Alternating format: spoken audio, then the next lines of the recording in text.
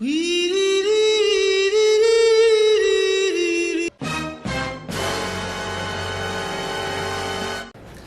now we will proceed sa subtraction of integers.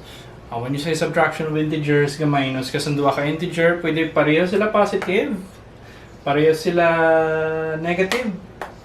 Ang isa positive, ang isa negative, ang isa negative, ang isa positive. Okay? So, paano ito mag-subtract sa integers? Ang subtraction of integers, daw parehos lang na siya sa addition of integers, kaso lain gid siya.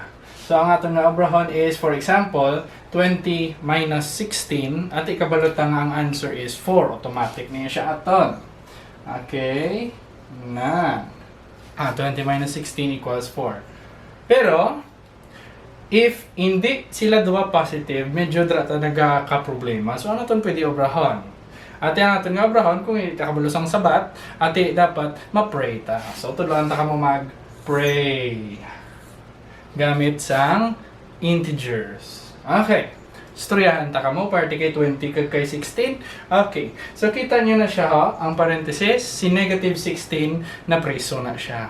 Okay? So, napriso si negative 16. Now, kaya tungod daro sa prisohan, 20 minus negative 16, si negative 16 nag-pray. O, nag-pray siya. Diba? So, ang minus na mo, plus. Okay. Kaya tungod nag-pray siya, nag-change siya. O, nag-change. Imbis ka negative, naging positive na siya. So, 20 plus 16 is the answer sa aton nga question kagina. So, 20 plus 16, that is 36. Okay? Sige, let's go here. Negative 20 minus 16. Oh, wala siya na priso. At ipapriso to sa okay, para mahapos blaton life how.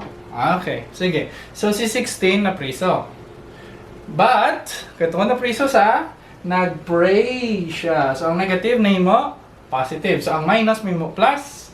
And then, ang 16, yung positive 16 inside of the parenthesis, it will change into negative 16. Okay? Because prayer can change. O, diba? Nag-CLF tagulpe or religion class. So, negative 20 plus negative 16.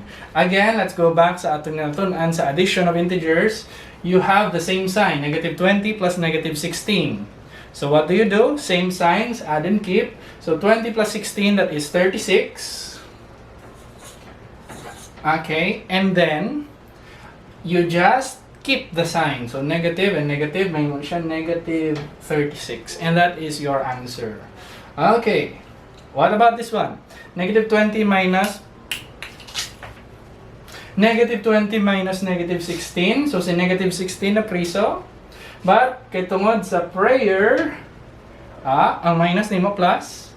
Si negative 16 nag-change. So, may sa positive 16. Okay? So, negative 20 plus positive 16.